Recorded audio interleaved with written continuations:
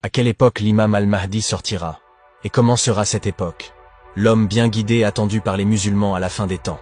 Cette époque sera marquée par des épreuves et des tribulations sans précédent.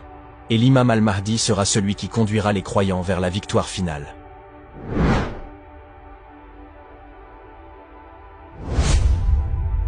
Le prophète Muhammad, que la paix soit sur lui, a dit dans un hadith authentique rapporté par Muslim: il y aura un calife qui régnera sur vous pendant 7 ans, ou 8, ou 9. Ce calife n'est autre que le Mahdi, dont le nom sera le même que celui du prophète, et dont le père aura le même nom que le père du prophète. L'imam bien guidé sera intronisé à la Mecque, où il sera reconnu par un groupe de musulmans pieux qui lui prêteront allégeance. Nous ne savons pas exactement d'où il viendra et où il apparaîtra la première fois, certains disent en Palestine, d'autres en Arabie. Il parcourra ensuite la terre sainte, où il établira son autorité sur les terres d'islam. Il remplira la terre de justice et d'équité, après qu'elle ait été remplie d'injustice et d'oppression.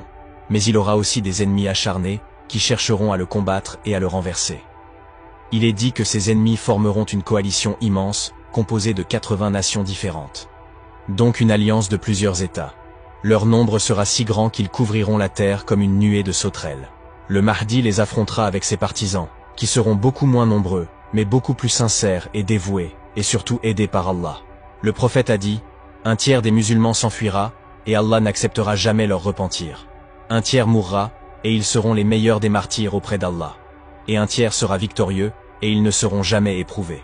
La bataille sera féroce, et durera plusieurs jours. L'imam al-Mahdi et ses partisans triompheront finalement de leurs ennemis. Mais leur joie sera de courte durée, car ils apprendront une nouvelle terrifiante. Le Dajjal est apparu dans leur pays. Le Dajjal est le faux Messie, l'imposteur, l'antéchrist. Il est l'un des premiers signes majeurs de l'heure, qui annonce la fin du monde. Il est décrit comme un homme borgne, aux cheveux bouclés. Il prétendra être le Messie, puis Dieu lui-même. Il séduira les gens par ses prodiges mensongers. Il fera pleuvoir, il fera pousser les plantes, il ressuscitera les morts par illusion, car en réalité, ce seront juste des djinns. Il aura avec lui un paradis et un enfer illusoire. Il égarera la plupart des gens sur terre, sauf ceux qui auront la foi ferme en Allah. Le Mahdi enverra 10 cavaliers pour vérifier la véracité de la nouvelle. Le prophète a dit: je connais leurs noms, les noms de leurs pères, et la couleur de leurs chevaux. Ils découvriront que le Dajjal est réellement sorti, réel, et qu'il sème la corruption sur la terre. Les musulmans se prépareront alors à affronter le Dajjal, qui sera leur plus grand ennemi. Ils seront rejoints par le prophète Jésus, que la paix soit sur lui, qui descendra du ciel à Damas. Jésus vaincra le Dajjal, en Palestine. Puis il régnera sur la terre avec l'imam al-Mahdi pendant 7 ans. C'est ce que nous dit le prophète sur l'époque du Mahdi et du Dajjal. Même si je viens de vous faire un immense résumé car le sujet est très vaste, ce sont des événements qui se produiront inévitablement et qui sont proches de nous actuellement.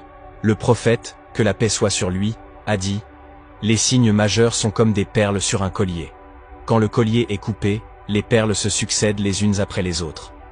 Nous devons donc nous préparer à ces épreuves, en renforçant notre foi, en apprenant notre religion, en faisant le bien et en évitant le mal. Qu'Allah nous protège du Dajjal et qu'il nous fasse compter parmi les partisans de l'imam al-Mahdi.